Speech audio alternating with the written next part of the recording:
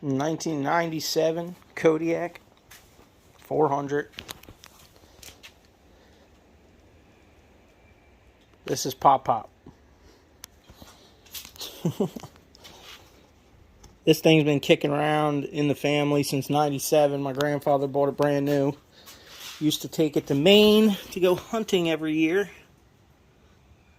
Till probably about 2010. Then it sat outside. Got used around the farm here and there. We used to spread grass seed and stuff with it. And do small fertilizing jobs with it. With a fertilizer on the back that was hooked up to the battery. Probably sat around for about 7 years or 8 years, and then my brother kind of semi-restored it to take it down to North Carolina to like a mud park. So he put a snorkel on it. He put some vents for the diffs on it. A new muffler because the muffler was blown out for years. That thing's already got jacked up. They probably ran into each other down there, right? He didn't take the tail light out, though, so that's good. I don't know if it even works. It is cracked. But put these ITP mud lights on there. This thing is ridiculously slow. Like, to today's standards, like, you get on this thing and it's like you're literally on a go-kart trying to keep up. You know, these quads these guys got nowadays are just, they're insane. Those side-by-sides. Well, we're going to give her a little bit of love. I think she's got some dirt in the rim back here. Probably on the inside because that's the smaller bead, right? Hopefully it's the inside bead. We're definitely going to need a tire machine to get that outside one off.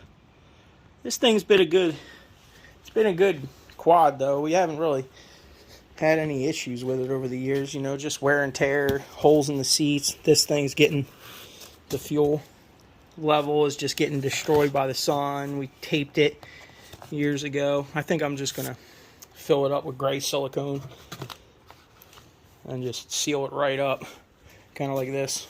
This is right. But she got the gun rack on her.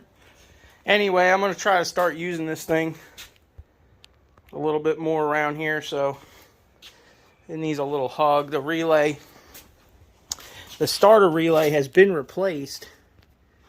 Where's it at? Yeah. My brother replaced that starter relay, but I think it got water in it or sand when he was down there. You push the start button, as long as you even just barely tap this thing, it'll fire right up. So we probably need a relay at least. I know it runs pretty good, so the CDI box should be good. But this is a shaft-driven, all-time four-wheel drive, so you don't really have the options to shut it off, But she's never really been messed up too bad. I think he repainted this bumper because that thing was pretty rusty. The plastics are just hit. They're so baked from the sun. The sticker's all peeled off of it. It's definitely dirty right now. She got some sand on her. But, oh yeah, look down in here. That's where it's all hiding. Right down in there. It looks alright. I mean, I don't see any damage to the drive shaft guard in there or anything.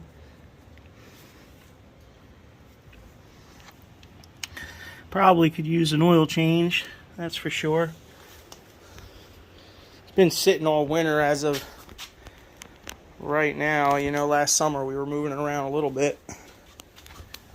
But he did a lot to it, though. Put new fuel lines on it, these vent hoses, all the stuff you got to do to really put these things underwater. And we got coolant lines, oil coolant lines going. They look all right. Oil core's good. All right. Guess we'll get these back tires off real quick and see if we can get the sand out of the rim.